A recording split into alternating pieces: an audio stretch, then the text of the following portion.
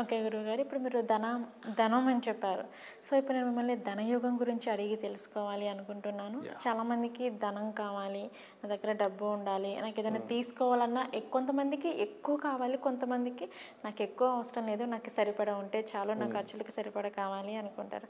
So, అటువంటి ధనయోగం అనేది ఏ రాసుల వారిలో ఎక్కువగా ఉంటుంది అంటారు గురువు? ఒకటేనమ్మా, ఈ రాసుల వారికి ఈ నక్షత్రాల వారికి మాత్రమే ధనయోగం ఉంటుందని ఎక్కడ అవును, ఎక్కడ ఉండదు. కానీ కొంతమందికి చాలా ఎక్కువగా ఇట్స్ డిపెండ్ ఆన్ కాంబినేషన్స్. మీరు కనుక అంటే నేను ఒకసారి మీరు ఇప్పుడు అంబానీ గారు ఉన్నారు కదా, అవును, మన ధీరుభాయ్ అంబానీ, వాళ్ళ పుత్రులు ఇద్దరు ముఖేష్ అంబానీ అండ్ అనిల్ అంబానీ. వాళ్ళిద్దరి జాతకాలు నేను చూసినప్పుడు ద్వితీయ భాగ్య లాభస్థానాలు అంటారు. అంటే ధనస్థానము, భాగ్యస్థానము, లాభస్థానం. వారిద్దరి జాతకాల్లోని చాలా స్పష్టంగా ముఖేష్ అంబానీ జాతకంలోని ధనస్థానం అద్భుతం, భాగ్యస్థానం అద్భుతం, లాభస్థానం అద్భుతం. అదే మీరు అనిల్ అంబానీ దగ్గరికి వెళ్ళినట్లయితే లాభస్థానము, భాగ్యస్థానము, ధనస్థానము, పంచమ స్థానం కూడా పాడైంది ఆయనకి. ఎందుకంటే తీసుకునే ఆలోచనలు పంచమం అంటే ఏమిటి, తండ్రి చక్కగా ఇద్దరికి ఇన్ని లక్షలు ఇస్తే, కోట్లు కూడా ఇస్తే కూడా అందులో మళ్ళీ షేర్ చేసుకున్నప్పుడు లేదు నాకు ఇది లాభాల్లో ఉన్నటువంటి బిజినెస్లు నాకు కావాలని అనిల్ అంబానీ తీసుకున్నా కూడా ఈయన ముఖేష్ అంబానీ మళ్ళీ కొత్తగా కంపెనీలు పెట్టి స్టార్ట్ చేసిన లాభాల్లో ఉన్నటువంటి వ్యక్తి కూడా డౌన్ఫాల్ అవ్వడం, అప్పుల్లోకి వెళ్ళడం, ఒకసారి 400 కోట్లు ఎంతో నష్టాలు వచ్చి ఇబ్బందులు ఉంటే ఈయన మళ్ళీ డబ్బులు కట్టి ఆయన రిలీఫ్ చేయడం అనేది జరిగింది. అంటే జాతకం ధనయోగాలు ఎంత గొప్పగా ఉన్నాయి చూడండి. అంటే ఎవరైనా సరే బిజినెస్ చేయాలి అంటే ధనాధిపతి ప్రధానంగా బాగుండాలి, ఫైనాన్స్ కారకుడు రెండో అధిపతి. అదేవిధంగా రెండవ అధిపతితో పాటు భాగ్యం బాగుండాలి. భాగ్యం అంటే పూర్వజన్మల్లో చేసినటువంటి పుణ్యం, అది లేకుండా మీరు ఇక్కడ ఎన్ని చేసినా సరే మళ్ళీ పోతూనే ఉంటుంది అది. అప్పుడు నిరంతరం ఉంటుంది భాగ్యం ఉంటే కనుక. భాగ్యాధిపతి చాలా బాగుండాలి. అదేవిధంగా భాగ్యాధిపతితో పాటు లాభాధిపతి అంటారు. అంటే కేవలం ధనం ఉంటే సరిపోదు, నువ్వు దాన్ని ఎంజాయ్ చేయాలిగా. డబ్బులు ఉన్నాయండి అనుకుంటే ఏం చేసుకుంటాం, ఇంట్లో డబ్బులు పెట్టుకున్నాం, సరిపోదు. ఇలాంటిది ఇంకోటి కూడా చెప్తాను చూడండి. ఒక వ్యక్తి లాభాధిపతిగా బాగుండాలి. అయితే ఒక వ్యక్తి ఇది జరిగి దాదాపు ఒక 15 ఏళ్ళు అయింది అనుకుంటా ఆల్మోస్ట్.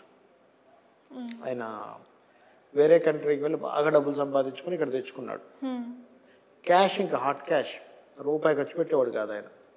నేను ఒకరోజు మా ఫ్రెండ్స్ అవుతాను కలిసి అక్కడికి వెళ్ళాం, కారులో వెళ్ళి చూస్తే ఇదేంటి వాయువ్యం పెరిగిందా, వాయువ్యం పెరిగితే ధనానికి నష్టం, సడన్ ఇన్సిడెంట్స్ జరుగుతాయి, కొంచెం ఇది జాగ్రత్తగా చూసుకోవాలి ఇంట్లో వాళ్ళు అన్నాను. అంటే వాళ్ళు ఏం వాస్తవం అడగలి, నేను మామూలుగా బయట నుంచి చూస్తూ అన్నా.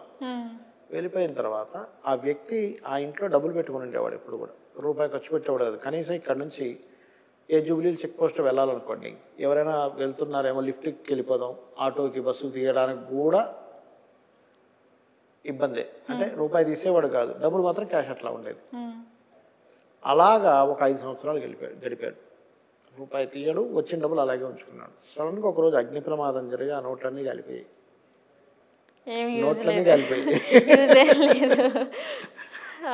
నువ్వు కనీసం థమ్స్అప్ తాగక బస్సుకి, ఆటోకి, దేనికి ఖర్చు ఎవరు అటు వెళ్తున్నాడో తెలుసుకొని వాడితో లిఫ్ట్లో వెళ్ళిపోయి, లిఫ్ట్ అడిగి వెళ్ళిపోయి, ఇలా కూడబెట్టిన ధనం భాగ్యస్థానం లేకపోవడం వల్ల, లాభస్థానం సరిగా లేకపోవడం వల్ల వాళ్ళ లాభాలని, ఆ భాగ్యాన్ని ఎంజాయ్ చేయలేరు. ఎంత డబ్బున్నా కానీ ఎంజాయ్ చేయలేరు. కొంతమంది చూడండి, ఈ వ్యక్తి మొత్తం జీవితాంతం సంపాదిస్తాడు, శ్రమ వచ్చి తినకుండా మొత్తం సంపాదించి చనిపోతాడు. ఇదంతా తర్వాత తరాల వాళ్ళు అనుభవిస్తారు. వాళ్ళ కొడుకు, మనవాళ్ళు వాళ్ళు అనుభవిస్తారు. అసలు రూపాయి అనుభవించాడు. అది ఎందుకు అంటే కేవలం ధనం సంపాదన యోగం మాత్రమే ఉంటుంది, కానీ అనుభవించే యోగం ఉండదు వాళ్ళకంటే, లాభం ఉండదు, అనుభవించే యోగం అస్సలు ఉండదు. వాడు ఇంకేం అనుభవిస్తాడు, ఎంజాయ్ చేయడు. ఎంజాయ్ చేయనేటువంటి సంపాదన ఎందుకు?